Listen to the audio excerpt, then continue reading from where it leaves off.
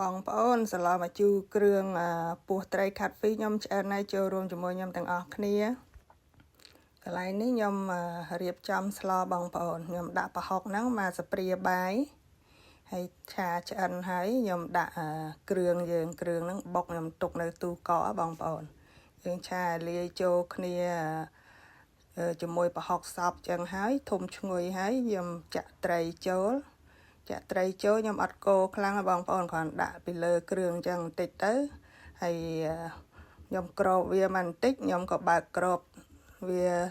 បន្ថែមបន្លែយើងយកទៅឆាជាមួយអញ្ចឹងបងប្អូនហើយបន្លែតកួនខ្ញុំនេះក៏ហ៊ានកូរខ្លាំងដែរខ្លាចវាបាយសាច់ត្រីខ្ញុំគ្រាន់តែក្របឲ្យបន្លែត្រុំទៅខ្ញុំចាក់ទឹកចូលហើយខ្ញុំបានធ្វើការថែមគ្រឿងម្សៅស៊ុបមាន់នេះប្រហែលជា3ស្ព្រាបាយហើយនឹងម្សៅអំពិលហ្នឹងប្រហែល1ស្ព្រាបាយដែរបងប្អូនហើយនឹងស្ករសបន្តិចទឹកត្រីប្រហែល1ស្ព្រាបាយហើយទៅខ្ញុំភ្លក់ទៅវាស្ទើរ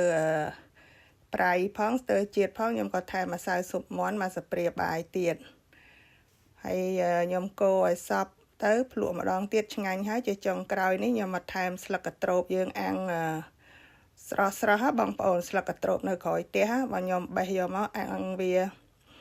ហើយស្រួយទៅក៏ច្បាច់ដាក់វាទៅធំក្លិនឡើងឈ្ងុយបងប្អូនហើយនេះឆ្អិនហើយនេះដួសដាក់ចានយកទៅរៀបញ៉ាំ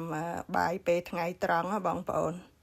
ចឹងបងប្អូនចូលរួមជាមួយខ្ញុំទាំងអស់គ្នាជាមួយសាឡមកជូរគ្រឿងពោះត្រីខាត់ហ្វី